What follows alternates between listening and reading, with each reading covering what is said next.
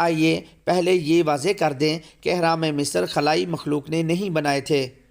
مصر میں پہلے اہرام کی تعمیر کو 4500 سال سے زائد گزر چکے ہیں اور مصر میں 100 سے زائد اہرام موجود ہیں۔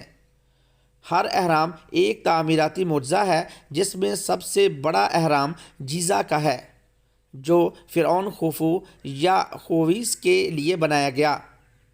یہ اہرام 139 میٹر اونچا ہے اور اس کی تعمیر میں پتھر کے 20,300,000 سے زائد ٹکڑے استعمال کیے گئے ہیں، جن میں ہر ایک کا وزن کئی ٹن ہے۔ شاندار عمارتیں۔ یہ یقین کرنا آسان نہیں کہ اس وقت تکنیکی آلات کے بغیر لوگ ایسی پائیدار عمارتیں بنا سکتے تھے، لیکن وہ کامیاب ہو گئے۔ برطانوی مورخ گریگ جینر نے تاریخ کے دلچسپ پہلوؤں کو بیان کیا ہے، اور انہوں نے قدیم مصری تاریخ اور خلائی آثار قدیم کے ماہر پروفیسر سارا پارکک اور امریکی مصری مزاح نگار ماریا شہاتا کے ساتھ دنیا کے اس عجوبے کے بارے میں بات کی۔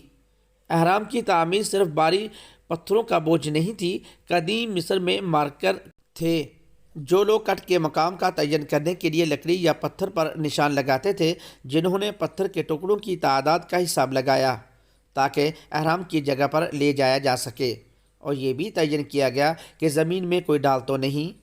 مثال کے طور پر عظیم خوفو اہرام کے ہر طرف 52 ڈگری کی ایک مقررہ ڈھلوان ہے۔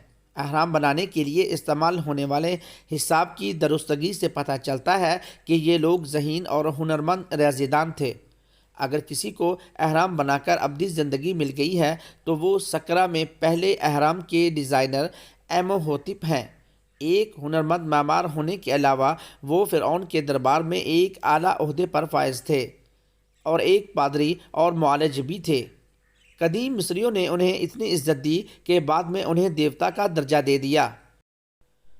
1960 کے آس پاس فلم بینوں نے ان کے کردار کو اپنے طریقے سے دوبارہ تخلیق کیا اور انہیں فلم دی ممی میں ولن کے طور پر پیش کیا، جو جیمز فریزر اور ریچل وینز کو خوفزدہ کرتا ہے۔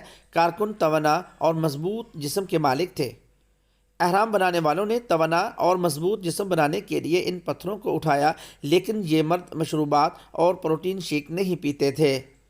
اہرام بنانے والے مزدوروں کے دیہات میں بطخوں، بھیڑوں، خنزیروں اور گائے کے باقیات سے پتہ چلتا ہے کہ اہرام بنانے والے گوشت، روٹی اور بیئر کا بھرپور انداز میں استعمال کرتے تھے۔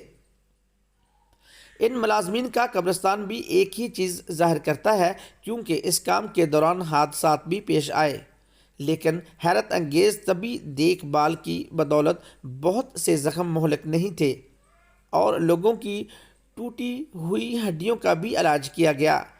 قدیم گاؤں میں آثار قدیمہ کی کھدائی اہرام کے ہنرمند مزدور کرتے تھے۔ اس سے پتہ چلتا ہے کہ غلاموں کو مبینہ طور پر اہرام بنانے کے لیے استعمال نہیں کیا گیا تھا، بلکہ یہ کہ وہ ہنرمند مزدور تھے جنہوں نے اپنے کام سے اچھی کمائی بھی کی۔ جب اہرام کے ورکروں کے گروپ نے اپنے آپ کو فرینڈز آف خوفو کہا تو ایسا لگتا ہے کہ انہیں اپنے کام کے ماحول میں کوئی مسئلہ نہیں تھا اور نہ ہی استحصال کی کوئی خبر تھی۔ ان گروپوں کی جانب سے چھوڑے گئے پتھروں پر بنی تصاویر اور لیتھوگرافز سے پتہ چلتا ہے کہ ان میں اہرام بنانے والے دوسرے گروپوں کے ساتھ فخر، یکجہتی اور صحت مند مقابلے کا احساس تھا۔